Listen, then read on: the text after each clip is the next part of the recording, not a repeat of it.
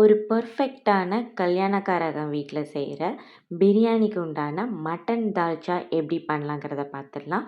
நம்ம சேனலை first time பார்க்குறதா மறக்காம சப்ஸ்கிரைப் பண்ணுங்கள். பிடிச்சிருந்தா லைக் பண்ணுங்கள். வெஜ்ஜு தால்ச்சாவும் நம்ம சேனலில் ஆல்ரெடி நம்ம வந்து போஸ்ட் பண்ணியிருக்கோம். பார்க்காதவங்கள இதில் நான் ஃபைனலாக டேக் பண்ணுறேன், அதையும் பாருங்கள்.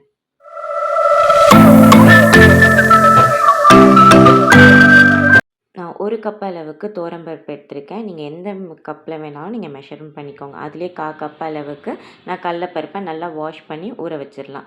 இப்போ நான் 1/2 கிலோ அளவுக்கு நான் மட்டன் எடுத்திருக்கேன். அதை நல்லா வாஷ் பண்ணிவிட்டு அது கூடவே வந்து இஞ்சி பூண்டு பேஸ்ட்டு, பட்டை, கிராம்பு, ஏலக்காய், மிளகாத்தூள், மஞ்சத்தூள், தண்ணி வந்து இறைச்சி மூழ்கிற அளவுக்கு மட்டுமே ஊற்றுங்க. ஏன்னா இறைச்சியும் தண்ணி விடும். இதை அப்படியே லோ ஃப்ளேமில் 20 நிமிஷத்துக்கு வேக விட்டுக்கலாம்.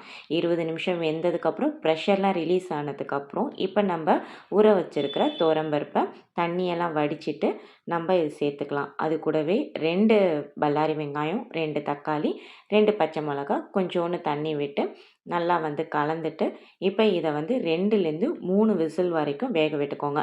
2 விசிலே பருப்பு நல்லா மசிஞ்சிட்டுனா ஓகே. அப்படி வேகலைன்னா 3 விசில் விட்டுக்கோங்க. இப்போ காய்கறிலாம் எடுத்துக்கலாம். நான் வந்து வாழைக்காய், கத்திரிக்காய், மாங்காய், உருளைக்கிழங்கு, கேரட் எடுத்திருக்கேன். நீங்கள் சௌசௌ வேணாலும் நீங்கள் எடுத்துக்கோங்க. மாங்காய் வந்து நல்லா தடிமனாக இருந்துச்சுன்னா நீங்கள் காய்கறி வேக வைக்கும் போதே போட்டுக்கலாம். அப்படி இல்லைன்னா காய்கறி வெந்ததுக்கப்புறம் லாஸ்ட்டாக போடுங்க. இப்போ இன்னொரு எண்ணத்தில் எண்ணெய், நெய் சம அளவில் விட்டு பட்டை, கிராம்பு, ஏலக்காய், ஒரு 2 பல்லாரி வெங்காயம் கட் பண்ணி அது கூடவே மஞ்சத்தூள், மிளகாத்தூள் சேர்த்து நல்லா வதக்கிக்கலாம். நல்லா தாராளமாக 1 1/2 டேபிள் ஸ்பூன் அளவுக்கு இஞ்சி பூண்டு பேஸ்ட்டு அது நல்லா வந்து பச்சை வாசம் போகிற வரைக்கும் வதக்கிட்டு மல்லி, புதினா, கொஞ்சோண்டு கருவேப்பிலையும் சேர்த்துக்கோங்க.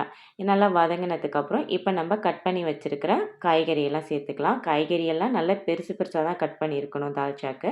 கூடவே உப்பு சேர்த்து லைட்டாக ஒரு 1/2 டம்ளர் அளவுக்கு தண்ணி விட்டுக்கோங்க.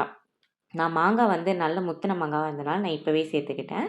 இப்போது நம்ம வேக வச்சுருக்கிற பருப்பும் இறைச்சியும் வந்து இந்த ஸ்டேஜில் சேர்த்துட்டு கொஞ்சமாக தண்ணி விட்டுக்கோங்க. ஏன்னா காய்கறியும் தண்ணி விடும். இந்த ஸ்டேஜில் நம்ம 3 டேபிள் ஸ்பூன் அளவுக்கு வெறும் மல்லித்தூளும் அப்புறம் 1 டேபிள் ஸ்பூன் அளவுக்கு நான் கரம் மசாலா நான் சேர்த்துருக்கேன். இப்போ இதை எல்லாத்தையுமே நல்லா மிக்ஸ் பண்ணிவிட்டு லோ ஃப்ளேமில் காய்கறி வேகிற வரைக்கும் வெயிட் பண்ணுவோம். நல்லா காய்கறி வெந்து ஆடை படிஞ்சு நல்லா வந்து எண்ணெயெல்லாம் கக்கியிருக்கு பார்த்தீங்களா? நல்லா சூப்பராக நல்லா வீடே வந்து உங்களுக்கு அந்த மட்டன் தால்ச்சா வாசம் மணக்கும். இந்த ஸ்டேஜில் நம்ம நெல்லிக்காய் சைஸ் அளவுக்கு நான் புளி வந்து ஊற வச்சுருந்தேன். அதை வந்து இப்போ தண்ணி சேர்த்துக்கலாம். மாங்காய் ரொம்ப புளிப்பாக இருந்தால் நீங்கள் புளியோட அளவை வந்து கம்மி பண்ணிக்கோங்க.